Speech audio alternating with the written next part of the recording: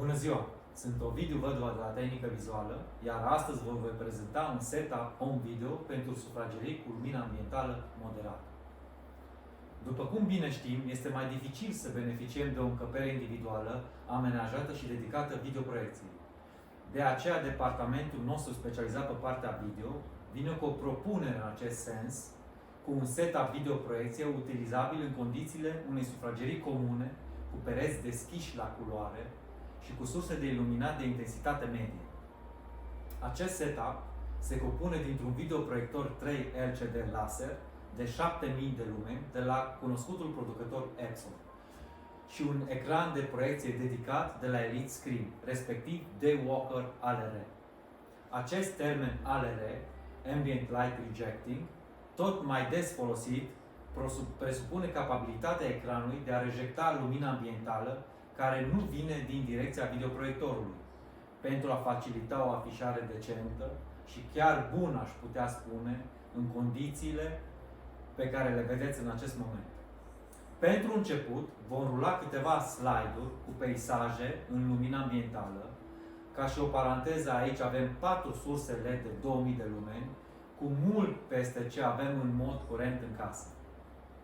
Se poate observa din filmare o ușoară desaturare a culorilor și o scădere într-o anumită măsură a raportului de contrast, dar acceptabilă în raport cu lumina ambientală abundentă. La oprirea sursei luminoase, lucrurile se schimbă dramatic în favoarea unei afișări de calitate, imaginea ducându-ne cu gândul la un televizor imens. Ecranul este rulabil, electric, pretensionat, pentru prevenirea deformării în timp a suprafeței, textura materialului fiind foarte fină, beneficiind de o suprafață reflectivă.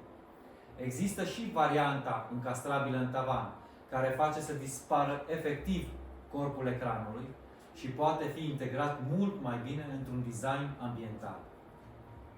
Ecranul vine însoțit de telecomanda cu infraroșu, dar beneficiază și de un dispozitiv care declanșează simultan rularea la inițializarea videoproiectorului.